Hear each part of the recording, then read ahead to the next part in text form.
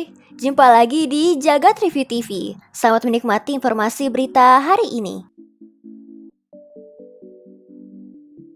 Siapa yang tak kenal Microsoft Office di zaman sekarang? Namun perjalanannya kini akan berakhir setelah 32 tahun sejak pertama kali dirilis pada 1990 silam. Microsoft mengumumkan bahwa Office ada di web, smartphone, dan juga di komputer, kini disebut Microsoft 365 dengan ikon, tampilan, dan juga fitur-fitur baru. Office.com alias web akan di-rebrand pada bulan November, sementara di Windows, macOS, Android, dan iOS akan mulai diganti pada Januari mendatang. Namun, semua aplikasi di dalamnya seperti Word, Excel, PowerPoint, Teams, Outlook, dan sebagainya tidak akan berganti nama. Kendati demikian, nama Office tidak akan langsung hilang. Microsoft masih akan menawarkan langganan Office 365 dan one-time purchase aplikasi individual untuk sementara waktu. Tapi yang pasti, untuk update fitur-fitur mendatang, hanya akan hadir untuk Microsoft 365 sebagai brand baru dari Office. Kalau nanti sudah diterapkan, jangan salah sebut ya, hehe.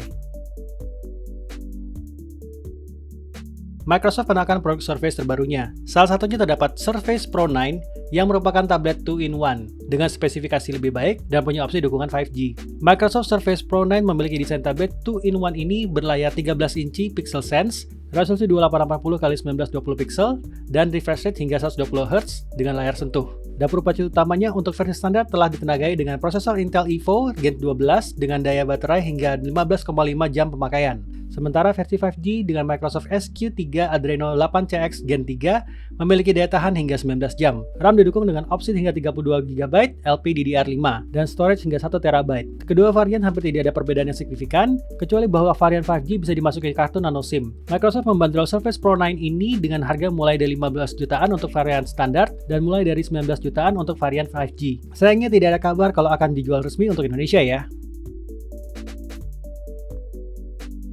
Dengan mulai semakin maraknya kata metaverse, tidak sedikit perusahaan yang akhirnya turut menghadirkan konsep metaverse-nya masing-masing. Dan Decentraland merupakan salah satu metaverse yang populer dengan berbasis Ethereum. Namun ternyata menurut laporan data dari DevRadar, metaverse ini hanya mempunyai 38 pengguna aktif selama 24 jam. Pernyataan ini kemudian ditepis oleh CEO Decentraland yang menyebutkan bahwa metaverse miliknya ini punya lebih dari 8.000 pengguna aktif harian.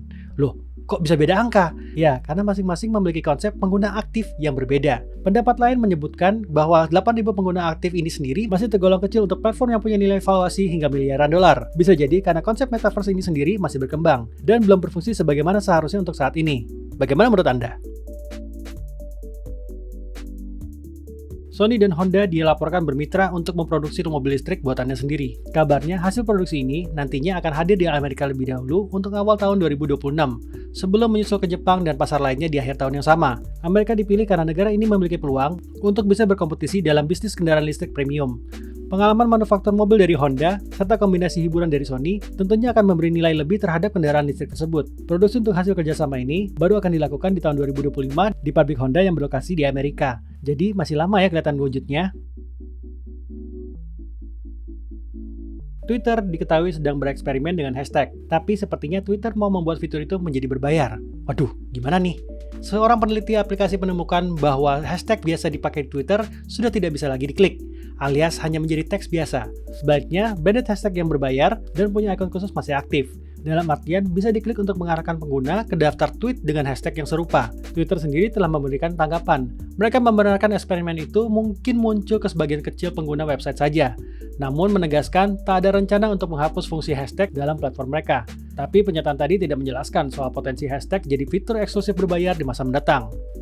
Jika bukan untuk monetisasi, kira-kira tujuan eksperimen itu buat apa ya?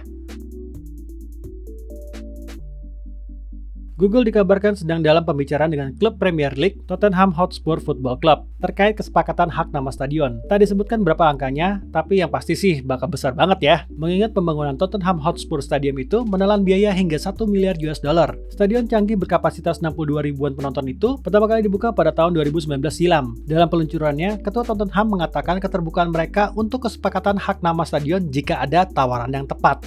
Sebagai referensi, Spotify menghabiskan dana hingga 271 juta US dollar atau sekitar 4,6 triliun rupiah untuk mengubah nama markas Barcelona Camp Nou menjadi Spotify Camp Nou. Apakah markas Tottenham nanti akan menjadi Google Stadium? Kita tunggu saja.